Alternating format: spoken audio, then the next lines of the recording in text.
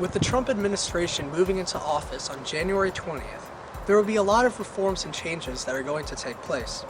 Perhaps the most important and hotly debated topic, especially during the campaign, is that of undocumented immigration. Undocumented immigration is certainly one of the most controversial topics in America. Here's a short video clip from the Council on Foreign Relations on the topic. Every year, nearly 1 million people immigrate to the United States. Over 41 million legal and undocumented immigrants live in the country today. That's 13% of the population. How the U.S. deals with the flow of immigrants directly affects the country's security and economy. What is the best solution for America's economy and its people?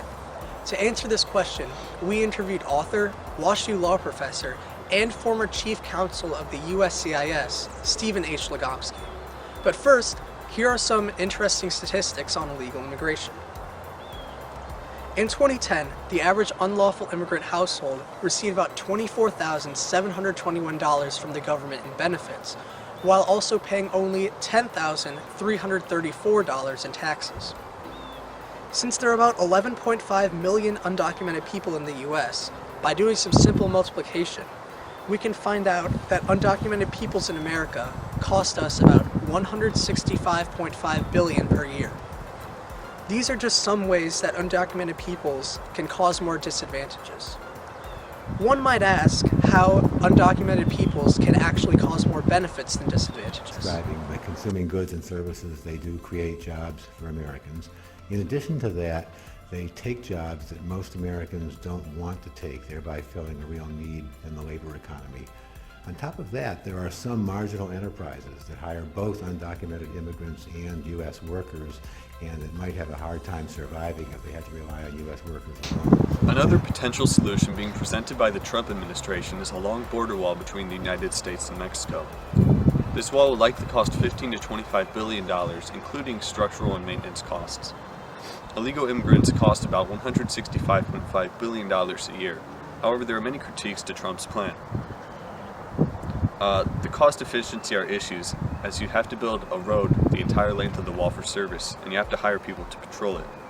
Professor Legomsky doesn't believe the wall will even be built. I just don't think it's going to happen.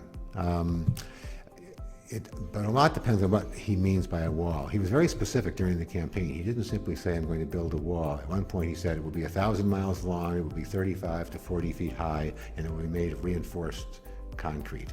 The cost of doing that would probably be in the range of $15 to $42 billion, because they have to acquire land rights, they have to build a service road along the wall in order to get in the construction equipment that would be needed to build it.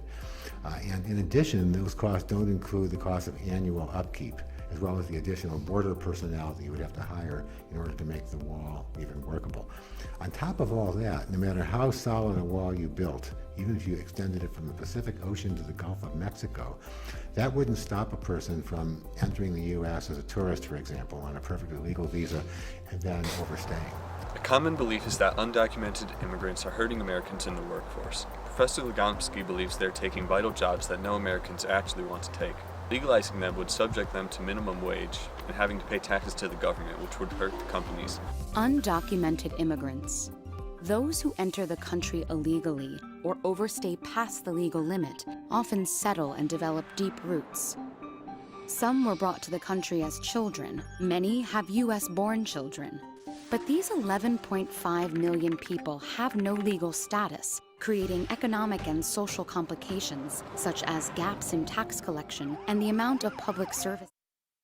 They're ineligible for almost all the major federal and state welfare programs.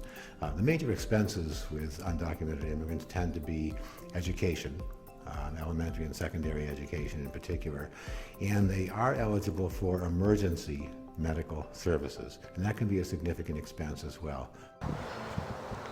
Many people believe the solution is more immigration, even an open border. Professor Legomsky doesn't agree with this. There are theoretical, philosophical arguments to be made for open borders. My own view is that it would be extremely impractical. The economic repercussions would be so sudden and so transformative that it's difficult to see it working as a practical matter. No country in the world literally has open borders.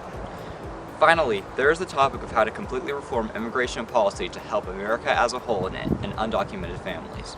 Donald Trump believes that it's to build a border wall, while others are taking another route aiming to reform immigration agencies It and also policies. means reforming our criteria for legal immigration so that people who are able to contribute to the economy but who don't fall within any of the existing very specific pigeonholes will have an opportunity to do so legally. As we can see, undocumented immigration has certain advantages and disadvantages to America as a whole, and there certainly are reforms that can be made to immigration agencies with a new administration entering office. Not all the rumors surrounding undocumented immigrants are true, but they do still cost America as a whole. Now the question is, how will Trump and his administration help undocumented immigration? We can only wait and see.